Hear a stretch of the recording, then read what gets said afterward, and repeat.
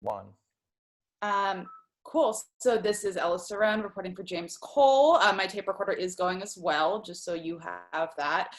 Today we will be talking about how to optimize e-commerce. And so, yeah, to start, I mean, last week we had a really great conversation about how to launch e-commerce. So it makes perfect sense that now we're talking about just the optimization. So to you, to start, what does optimization mean? So we have a lot of clients that are e-commerce clients that some of them sell on other channels, meaning they have wholesale relationships or they're in a grocery store or whatever. But increasingly, particularly during COVID, most of our clients are selling most of their products online. And the question is always like, how can we sell more? And so optimizing is really answering that question. And in my experience, people, and when I say people, I mean clients and agencies, go about it in not just the wrong way, but actually the complete wrong way, which is to say they invert the logic that I'm about to explain to you as to how an optimization of an e-commerce funnel should be approached. And so it's been really interesting to me. We're going to release a video where I've been recording some of my consulting sessions, and we're going to cut it all together. But I almost feel embarrassed to release this video because I find myself saying the exact same thing to every single client. And it's really interesting to me that I can talk to a company that makes chips out of cricket flour, or a company that makes hair berets, or a company that makes cold brew coffee. And though they are selling completely different things to completely different people, the problems they face and their inability to optimize their funnel are amazingly uniform and homogenous. It's really interesting.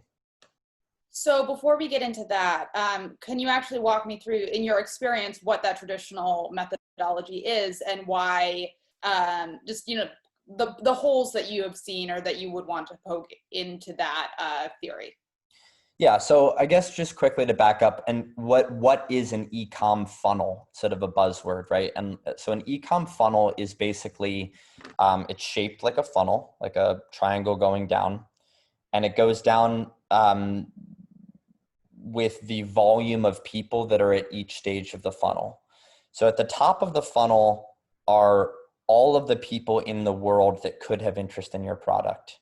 So last week you were wearing a striped shirt. I'll use that as an example again. If you were selling said striped shirt, you might target women who like fashion or women who like striped clothing or something like that. And there are a lot of women out there that feel that way. And so the top of the funnel are all of the methodologies you will use to reach out into the world and find those people. So it could be a billboard, it could be a flyer on a telephone pole, but in e-commerce, it tends to be things like Facebook ads, Google AdWords, SEO, anything where you're sort of putting a tendril out into the world and saying, hey, come inside. We're selling something you might have interest in on a Facebook ad. And then people come inside and they make their way down the funnel to the bottom, which is your site, and more specifically, maybe the checkout button. So they reach your site and they click around and they might look at a few products and they might add one or two of them to cart, and then they might initiate checkout. And at any step in that process, they can churn, meaning they can change their mind and not hit that final checkout button with their credit card paying you money. So the goal is to get people from the outside world that could have interest all the way down to actually making a purchase. So that's what an e-com funnel is. And most people sort of out of, and I say this without judgment, I've been there myself as a founder, out of panic or out of insecurity, or sometimes out of the opposite, out of supreme confidence. Like, I have an awesome product and I want to tell the whole damn world. People spend a lot of their time on the top of the funnel.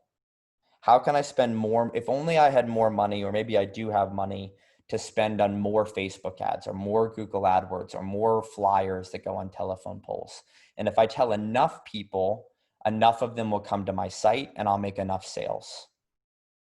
And so a lot of people spend their time worrying about the top of their funnel and how loud they're shouting from the mountaintop about their amazing product. And that's where a lot of people go wrong. And that's where a lot of people spend their time. And that's why a lot of people lose.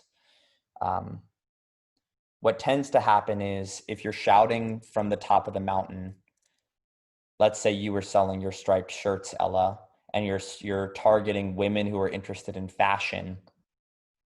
Some women like polka dots. Some women like solid colors. And so the chances that if you yell to 100 people, maybe only 20 of them or 10 of them or 5 of the 100 actually like striped shirts.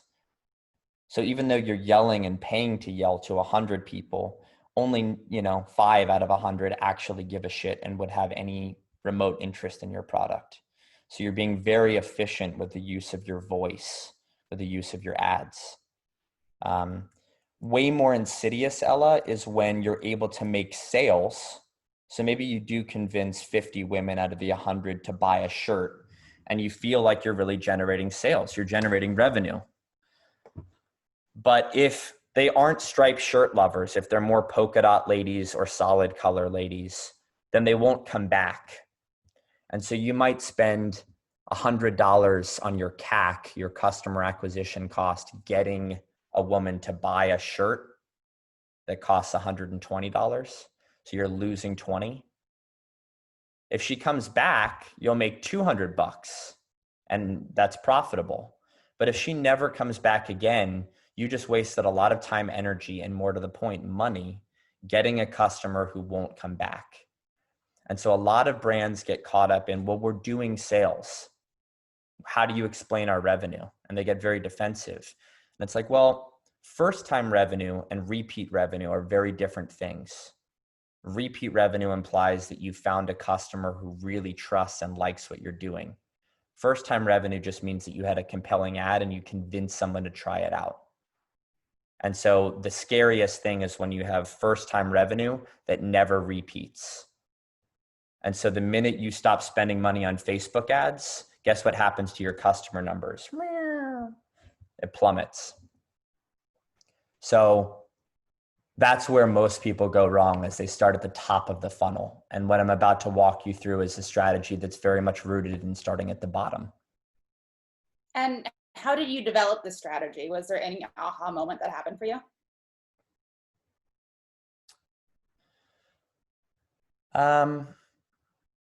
Yeah, I mean, the key formula that measures the success of a business, and I think measures the success of a human being, to get really deep for a second, is this one.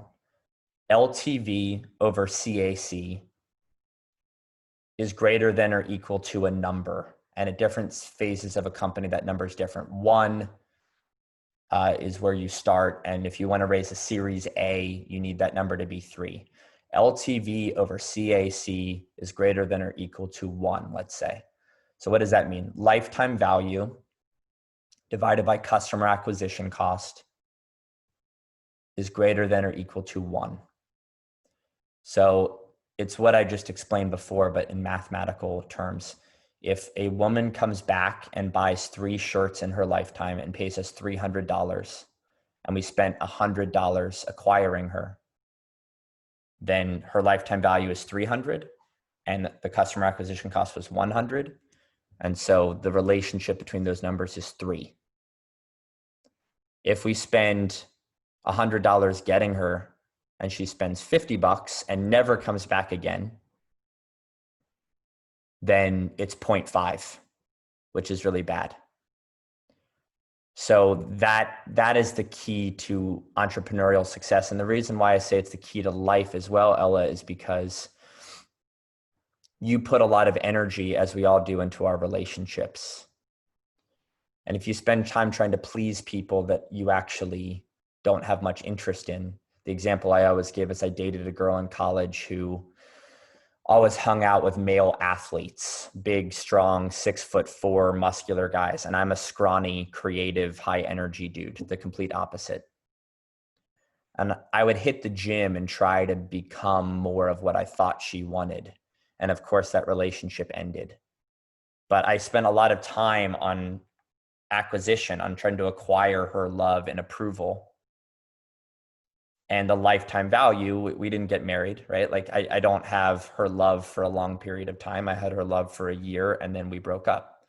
And so in life, whether it's a romantic relationship or a friendship or a hobby, you know, if you can find those things that make sense, that just fit, your acquisition cost is low, and then it will stick around for a long time as a friendship, as a romantic partner, as a hobby. So the lifetime value is very high. So the relationship between lifetime value and acquisition cost, whether it's in your personal life or professional life, is the key to success. And so where that begins is lifetime value. Not focusing so much on acquisition cost, though that is important to that formula, but really starting with like, who are the people that are sticking around and what do they have in common? So then as it translates to business, was there ever a moment that you were working with the client and you decided, okay, let me start at the bottom of the funnel as opposed to the way up? And what was that first experiment kind of like? I think I'm the first experiment, right? Like I'm a founder myself. And so when I tried to raise money from investors for the first time, I pumped my funnel. And what that means is I generated as many sales as I humanly could. And what was the product? What was the company for the first? So it's the company that I run today, The Hub. So the idea was to get people to post jobs to hire photographers. And I was running Facebook ads and doing email marketing and DMing brands and all kinds of things on the top of the funnel to get people to come. And I was spending $60 or so to get someone to post a job. But very few people were completing a job because I was speaking to the wrong people. So the first month that I did this, Ella, I spent $1,200 to get a completed job. And a completed job paid me $120. So I was spending $10 to make $1. So if they came back 10 times, I'd make my money back. But if they came back once or twice or 3 times, I would lose an inordinate amount of money. And I was okay with that because I was trying to go to investors and say, look at our growth, look at the amazing number of jobs that are completed on our platform. But I was torching money. And that's what a lot of venture-backed companies do. Most of the companies that people watching this have heard of and think have it all figured out. Uber, Airbnb, Casper mattresses, Allbirds, Sweetgreen, fill in the blank. All of those companies I just listed are not profitable. So they spend more money acquiring customers than that customer will pay them back in their lifetime. So Uber lost over 10 billion with a B last year in net operating loss. Airbnb is much closer to being profitable. It still lost hundreds of millions last year.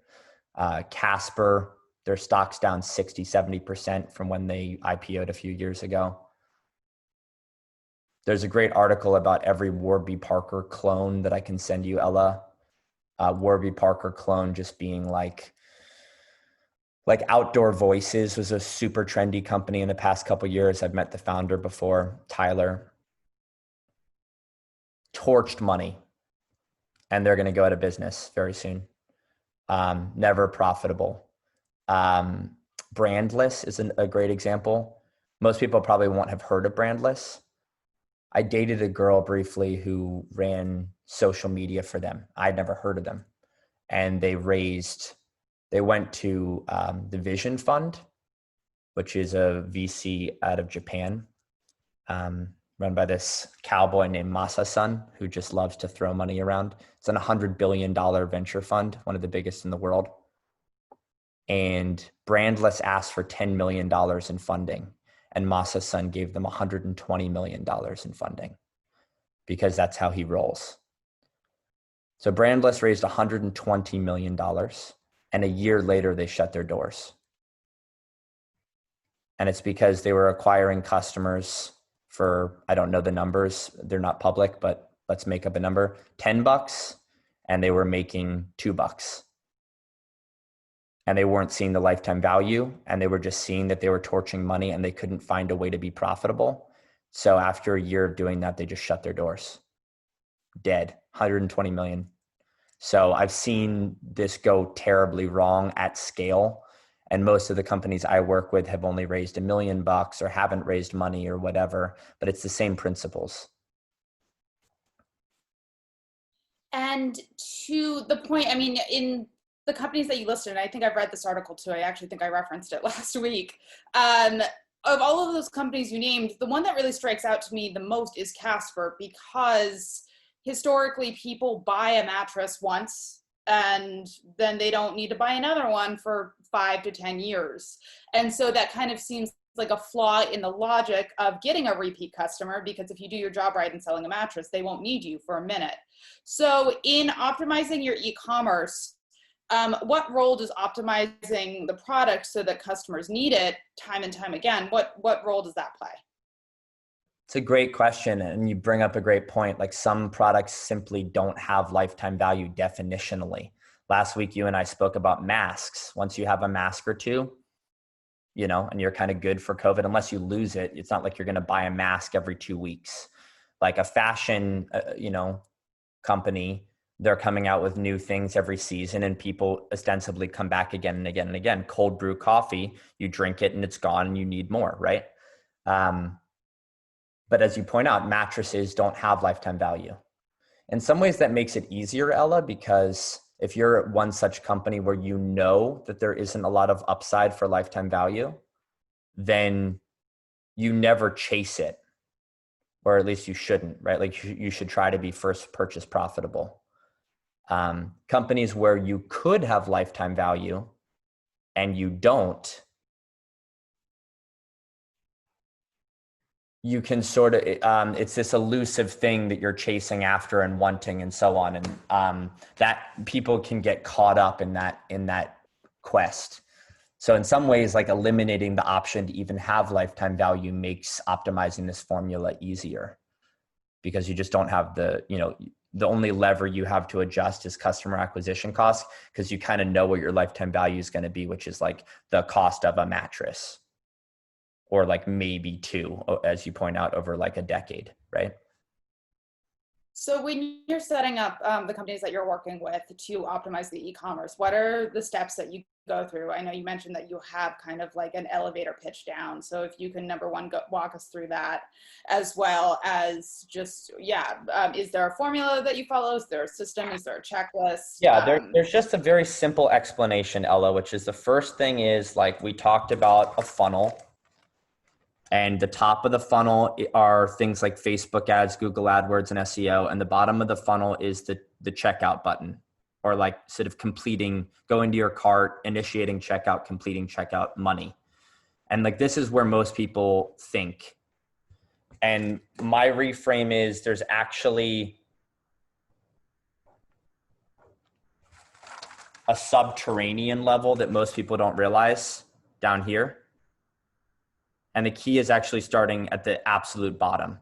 So this box right here represents not just customers, which is this line, but repeat customers.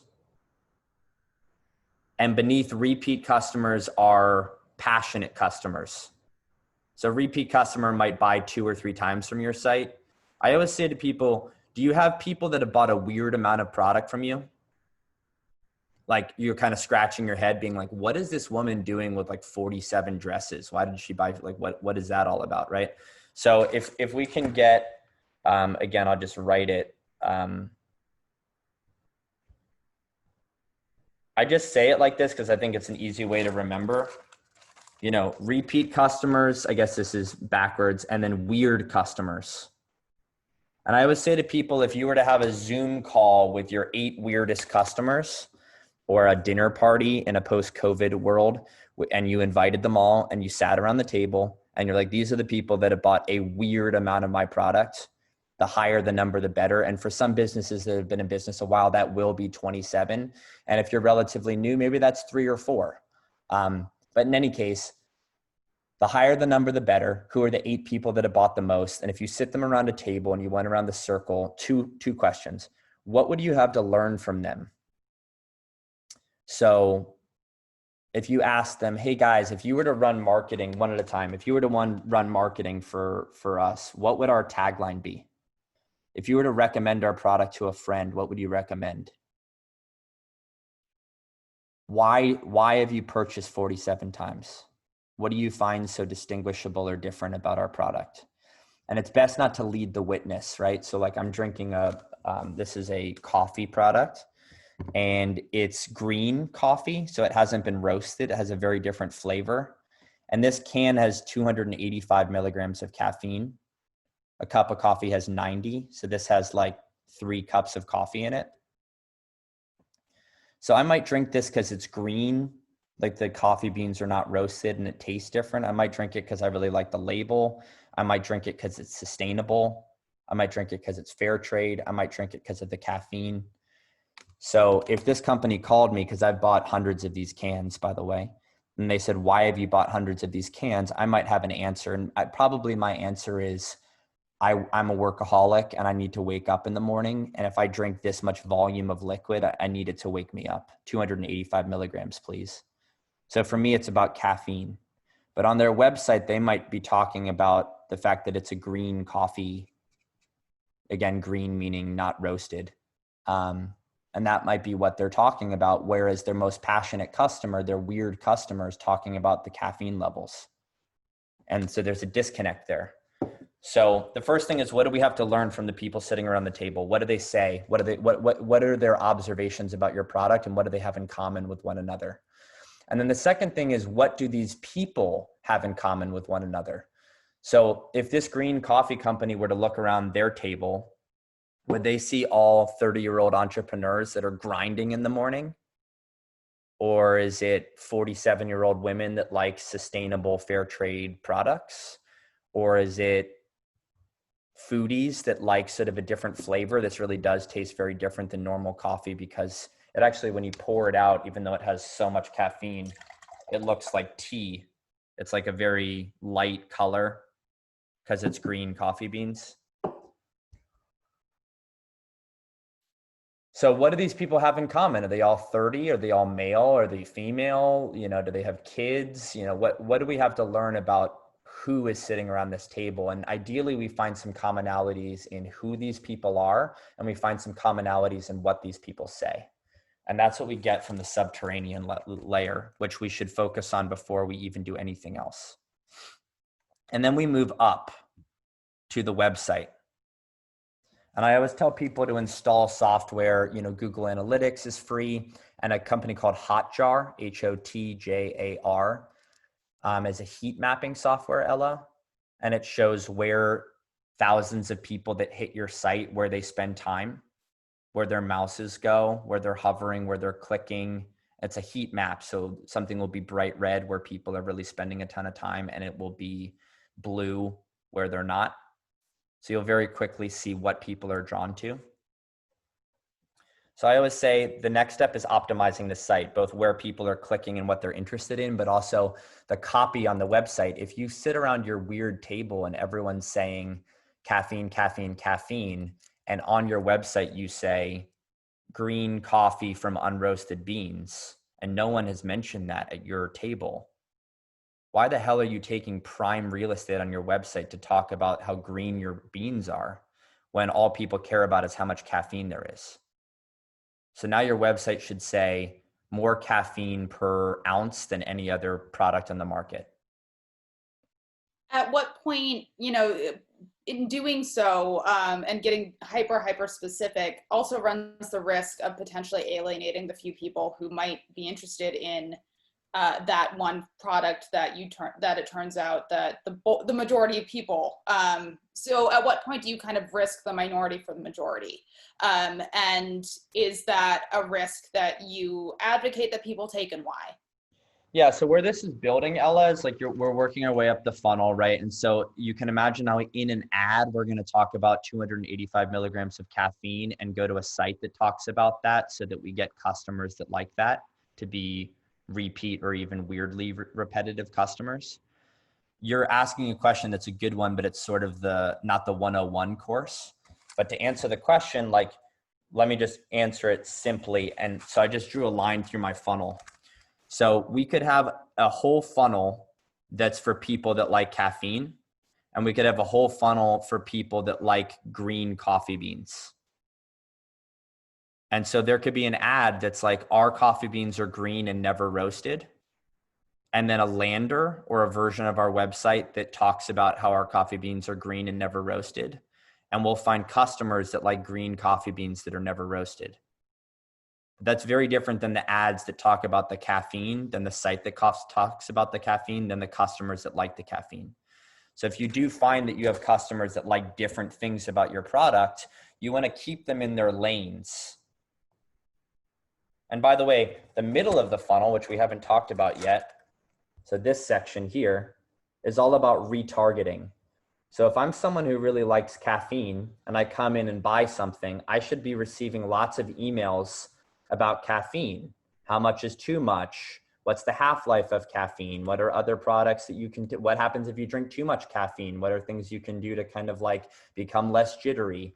Those are all emails that the caffeine folks should get. But if you send that email to the person who really is excited about how green our coffee beans are and that they're never roasted, it's a complete waste of your breath. So these people should be receiving emails about, hey, we get our green coffee beans from Peru, and like, here's what the farm looks like, and here's the process, and so on. But the caffeine person won't give a shit about that. So it's the same thing with the ads. It's the same thing with the site. You want to tell people what they want to hear and only what they want to hear, and you don't want to tell anyone else. So it's all about efficiently, again, you know, me dating a girl that's interested in big, strong, athletic guys, that's never going to be me. So why the hell did I waste my time? Right? You want to find people in life that love you for you. That's a truism that we all are, whether we do it or not, we know that that's the case. Find people that love you for you. And it's the same thing if you're a product. Find people that love your product for your product. And stop trying to be something to other people. So to your point, Ella, maybe there are a lot of reasons why people like our product, or maybe there's reasons we wish they'd like our product. Like, for example, this tastes weird. It's a very different tasting product. If I start talking about taste and taste and taste, and it's so delicious and it's so smooth and so blah, blah, blah, there are other products that can make good on that promise more than we can. So if I waste my breath talking about that, I might attract people to try my product once and buy it once, but the lifetime value will be very low because it doesn't taste as good as some other coffee products I've had. So don't try to appeal to people that you'll never appeal to. Know what you are and sell to only those people that are looking for that and love you for you.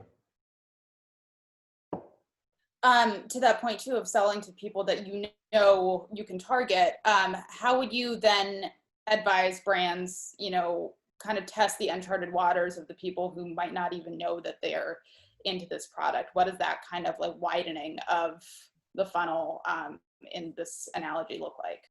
Yeah, so the only time that you do that is if you don't have your subterranean level.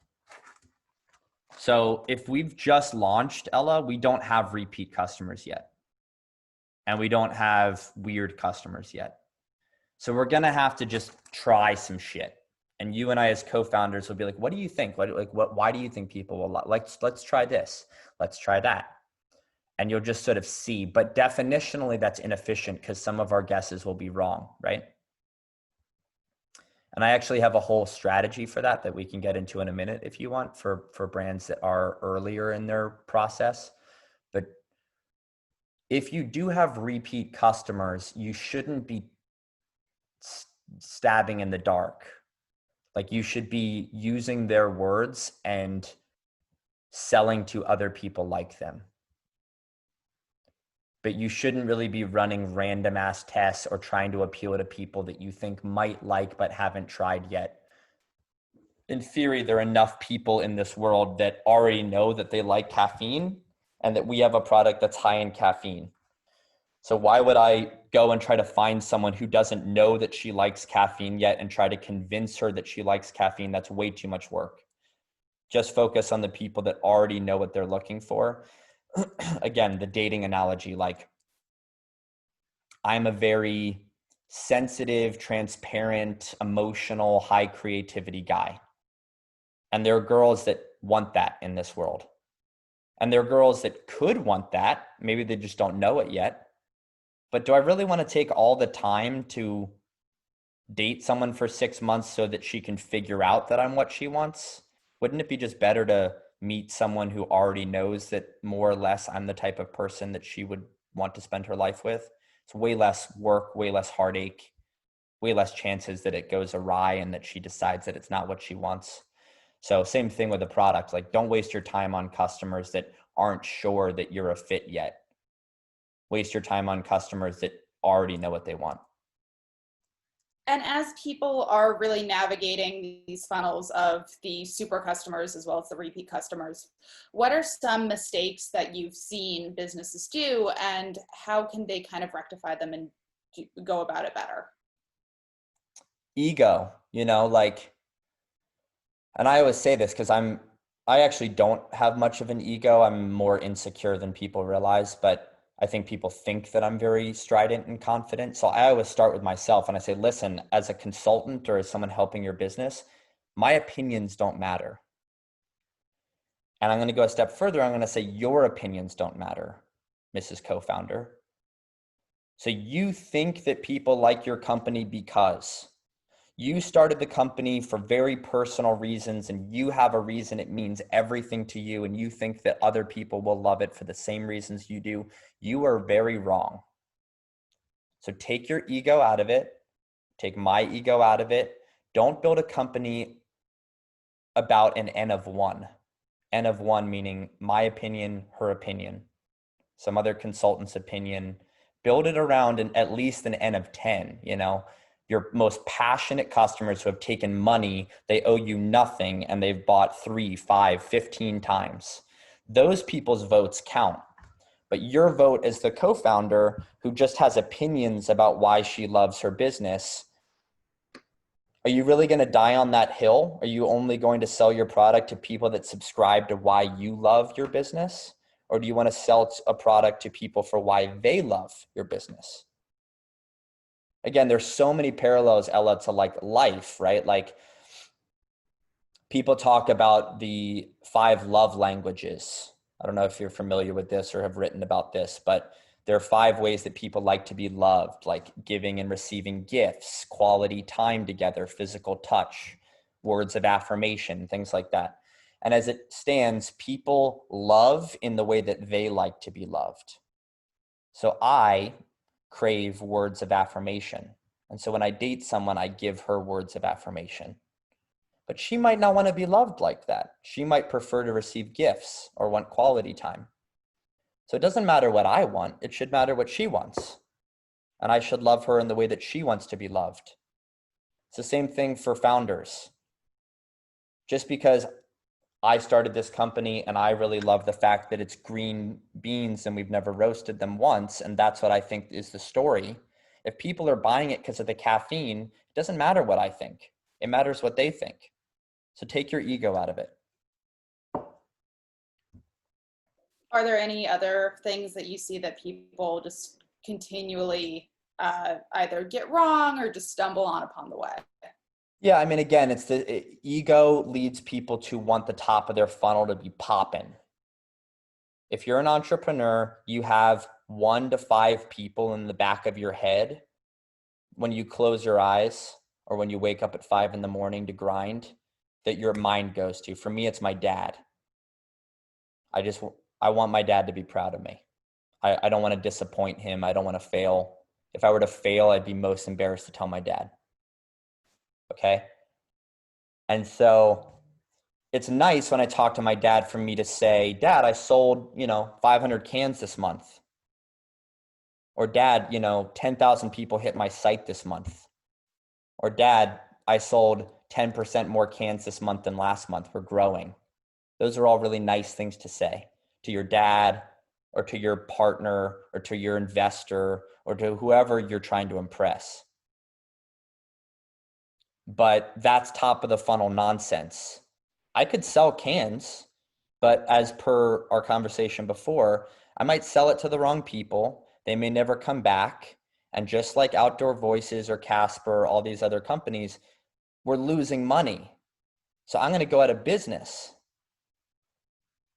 So taking the insecurity, taking the ego out of it and not worrying about the top of your funnel and spending the time having conversations with your 8 most passionate customers, taking the time to optimize your site around what they said and around what Hotjar showed us in terms of data, taking the time to set up your email sequencing, nurture sequencing, so that you can email people intelligently after they become customers to increase lifetime value. Those are 3 things that you can't report proudly to your dad. I can't call up my dad and say, I'm so excited I spent 20 hours talking to my customers this week. I'm so excited I spent 20 hours on my email nurture sequencing. None of those things will affect sales right away, but they build a long-term sustainable, healthy business. So taking ego out of it and being okay delaying gratification. So I see a lot of people getting caught up in I need to prove myself mode, myself included, and therefore pumping the top of their funnel and spending money on ads before they know even what the fuck they're saying or who the fuck they're saying it to.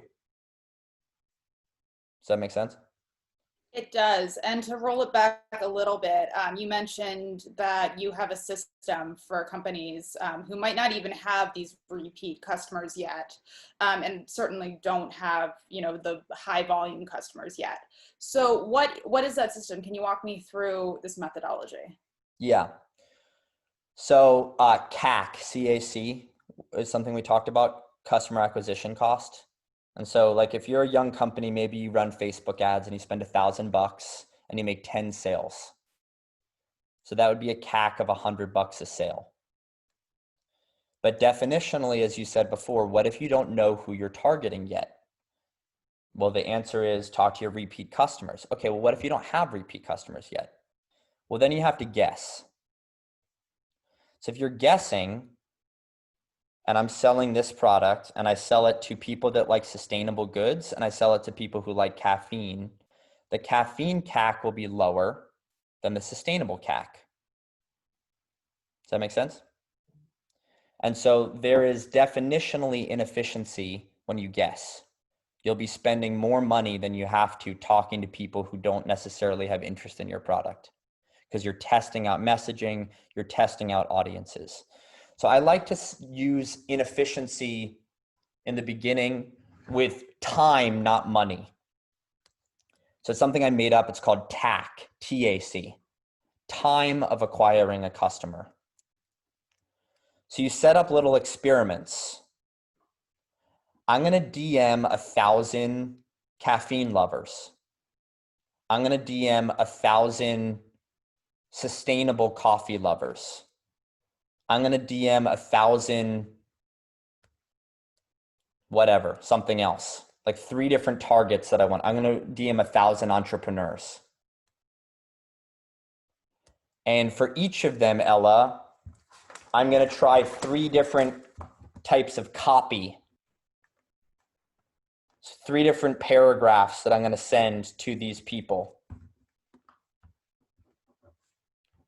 So what it looks like, my pen's dying, of course. It's a matrix, and it looks like this. So we have 4 targets.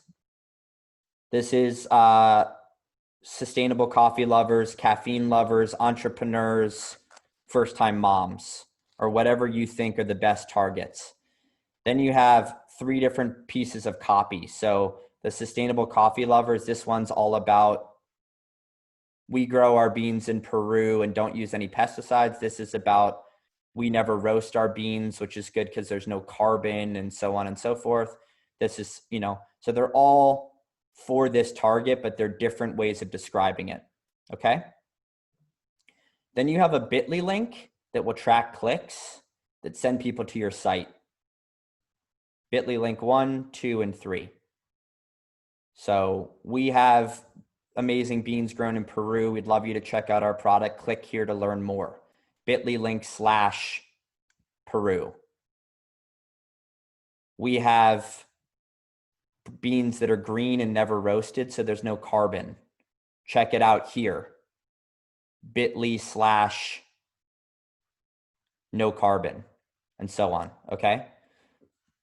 And so we're going to send 1,000 DMs, 333, 333, 333. And of the 333, how many bit.ly clicks did this one get versus this one versus this one? So the first one might get 37 clicks, the second one 11, and the third one 14. Okay? 37, 11, 14. Now we're going to try target 2, 1,000 DMs, 333, 333, 333 for the different copy. And this one gets 42, 32, 37. And to be clear, you're sending the same copy to the different demographics of people, right? That's the concept. No, this is different copy than this. So at what point does like a constant come into play? The constant is, my goal is to figure out which of these, let me see if I can find a highlighter here. Which of these boxes are the best? And what you'll find is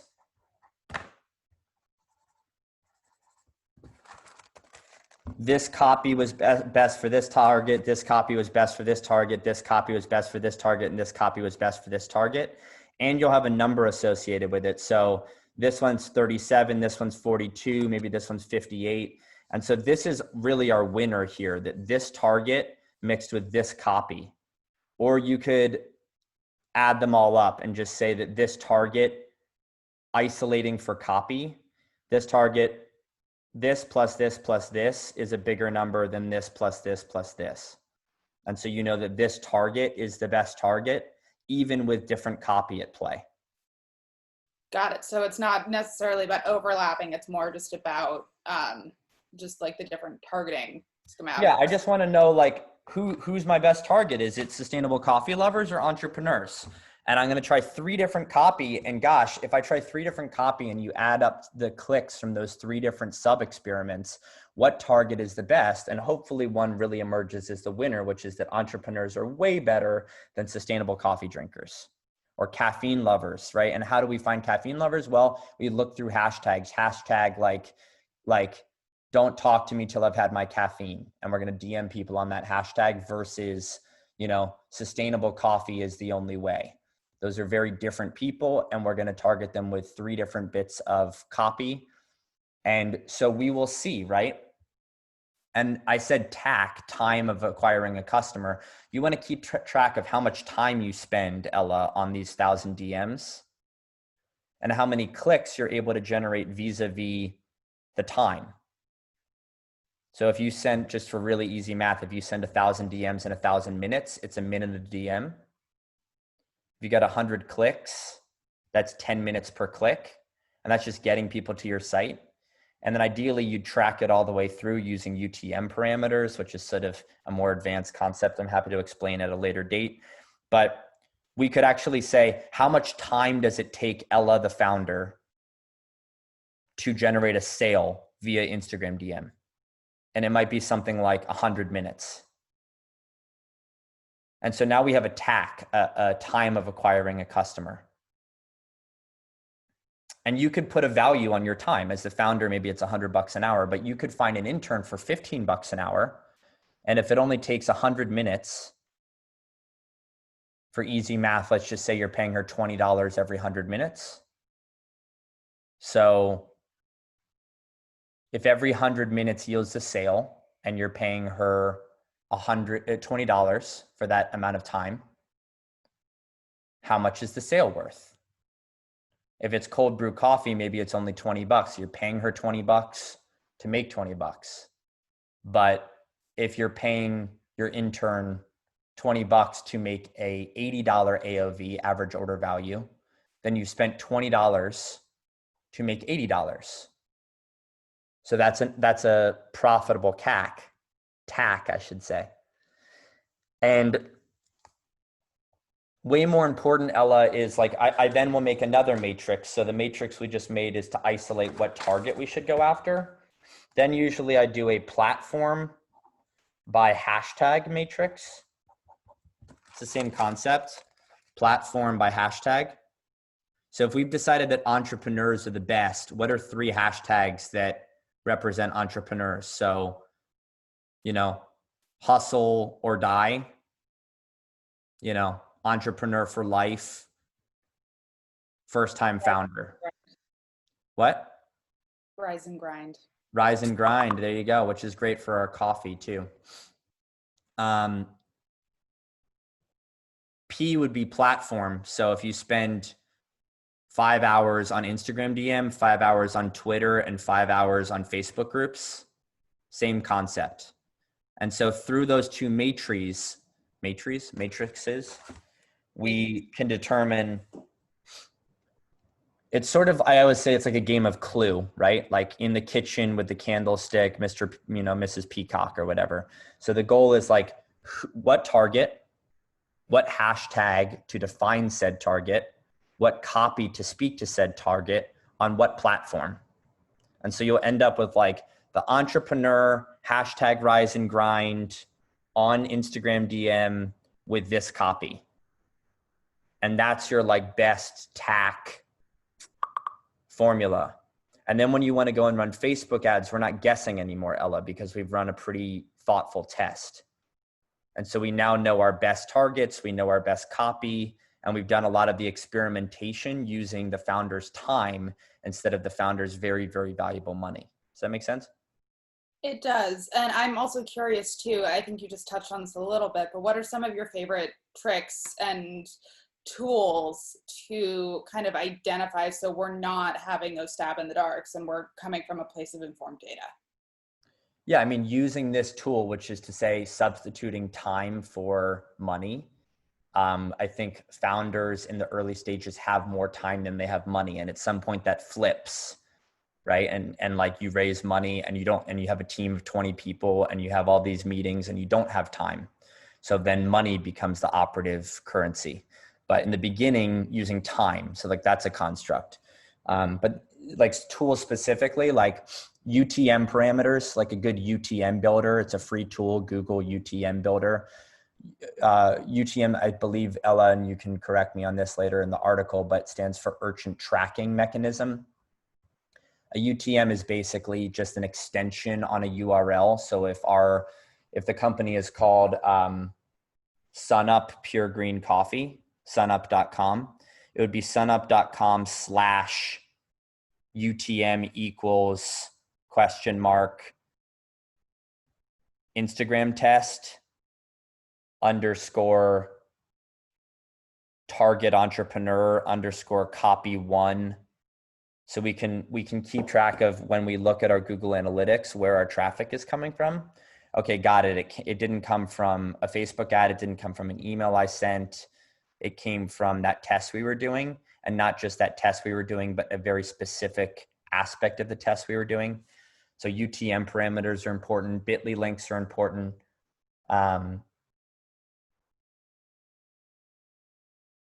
And this is real like hustle shit. Like this is real entrepreneur, like get in the dirt and play. I think something that a lot of people are afraid of initially is like they're insecure. And so they work from arm's length. They sort of like, they want to run Facebook ads because Facebook ads doesn't involve actually touching other human beings. But the more you can touch, the more you learn. So if you're in there and you're DMing, you're in the trenches, you'll feel everything. Like it's not just some like number on a screen that tells you how your Facebook ad converted. You'll actually feel over the course of a couple hours how people are responding. So I think the closer you can get to customers or potential customers, the more you feel in the beginning. And I think feeling is a great way to learn and find product market fit faster. And the more you're sort of acquiring customers from a distance, the less connected you are to said customers and the less you learn. And something else about e-commerce, which might seem a bit tangential to all of the stuff that we were talking about, but especially last week because we were talking about how to stand up an e-commerce model in 8 hours or so in a day. At what point and how much does when some people think about optimizing, they think about the website and its functionality and how it looks, and all of that stuff. At what point does that kind of customer experience on that level play into optimizing e-commerce? It's all about conversions, right? Like what I always say to founders when I'm working to them is like, listen, you have final say. If you don't like what you're saying or how you're saying it or how your site looks, you can always have editorial veto power. You can always say, I don't like that, or I'd prefer to talk about this. But let's make a decision. Like, I'm showing you the data that says that customers want to hear about caffeine and they don't give a shit that your beans are green or roasted or anything. They just care about the caffeine. So stop fucking talking about green beans. And the founder could say, no, fuck that. Like, I started this company because I think that roasting beans, is toxic for our planet and for our bodies. And I'm really passionate about this, and too bad. Or I like the way my site looks. And even though the heat map on Hotjar is showing me that people are having a hard time converting through this page, I don't give a fuck. And that's okay. But it takes a certain kind of founder to say, I am looking at the data. I'm seeing very clearly that I'm wrong. It's not an opinion. The data says I'm wrong. And I'm going to override that and make a personal aesthetic brand decision that I want my brand to stand for this or look like that or use these colors or have this button here. And that's fine. That's their prerogative. But it's my job as the consultant to show them the data. Data doesn't care about your feelings is the expression, right? Like, I'm one of the most deeply feeling people I know. I'm just a deep feeler, but I found it very liberating as an entrepreneur to be like, the data speaks, man. Like, and then you adjust. And if you don't want to, you don't have to, but you should at least have your eyes open to the fact that it's telling you something. And let's say somebody is looking at this data and they're trying to fix a problem that they might have. At what point do they call in for reinforcements? At what point do they seek help, essentially, to fix it up if they can't re-optimize it themselves? There are specialists at every step of the funnel. Like, I know people who are experts in email nurture sequencing. I know people that are experts in Facebook ads. I know people that are experts in UI UX design. I know people that are experts in building websites. I know people that are experts at every single step of the funnel. So you can bring in an expert at every step of the funnel. You can even bring in an expert like me to diagnose your whole funnel. So if money were of no object and you wanted to do this right, you bring in someone like me who's going to run the whole process and see where every kink in the hose is, and then bring in a specialist to fix that kink. Or if you're balling on a budget, you can do all of it yourself. And there's a spectrum, right? And it's really just like anything. It's like, how much money do you have? And once again, for a lot of founders in the beginning, time is something they have and money is something they don't. But if you just raise $10 million in a Series A, that's when you should probably call someone like me and have me run your funnel and bring in my experts. So for one of my clients right now, I have 4 people working on different aspects of the funnel, and I'm owning the whole picture, right? And for another client, I just gave her basically the advice that I've just given you, but just very catered to her business. And she doesn't have any money. And so I'm not going to charge her another dollar, and I'm not going to bring in any freelancers, and she's going to make all these changes herself using cheap or free tools like Hotjar, like Google Analytics, like Bitly. These are all things that are free that you can use to ball on a budget and optimize your funnel yourself. And I think, Ella, really quickly, one begets the other, right? Like, if you ball on a budget and you make your funnel 50% more efficient, that doubles your purchasing power. So now if you spend $100 on ads, you will do twice the sales. And now you have more cash to then hire someone later. So maybe you do a version where you ball in a budget, and then you do a later version where you bring in the pros. And then my last question for you, and then I think we'll just be at about time. But in your process of refining this method, was there any one thing you learned that genuinely surprised you?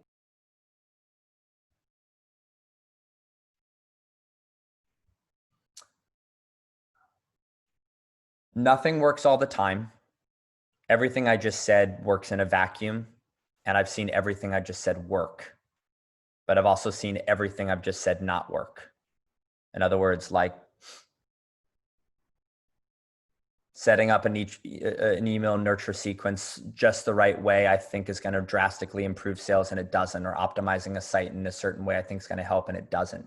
I just had a client, she has a quiz that she makes people take before buying her product. The quiz takes 5 minutes and 16 seconds, which is a huge commitment. Someone comes to the site from a Facebook ad, they've never heard of this before, and they spend 5 minutes and 16 seconds. And I thought, you're out of your mind. That's so much friction. And the quiz has a 76% completion rate, which is unheard of. That shocked me. Like, conventional wisdom is putting friction and barriers in the way of people moving through the funnel is going to make people churn left and right. And yet it actually makes people more invested in her business. So I get surprised every day where there are new things and things that are specific to each company that violate the rules I just laid out. But if you're sitting here watching this video wondering, I'm not happy with my funnel. By the way, an e-com funnel should convert 2 to 3% of top of funnel. So if 100 people hit your site, 2 people to 3 people should buy. If you're sitting there and one person out of 100 or 1.2 people out of 100 are buying, and you're wondering, where do I start? What I just said will work most of the time. And then there are eccentricities and bizarre twists to every business that need to be figured out, right? And I can help you figure it out, or you can figure it out for yourself. But of course, there are things that surprise me and things that violate. Rules are meant to be broken. Rules are meant to be violated. But what I just laid out works almost always for most of my clients. Got it. Well, that takes us to time. So thank you so much for your insight. My tape recorder is officially off. But yeah, that was great. That was a great conversation. See you next time.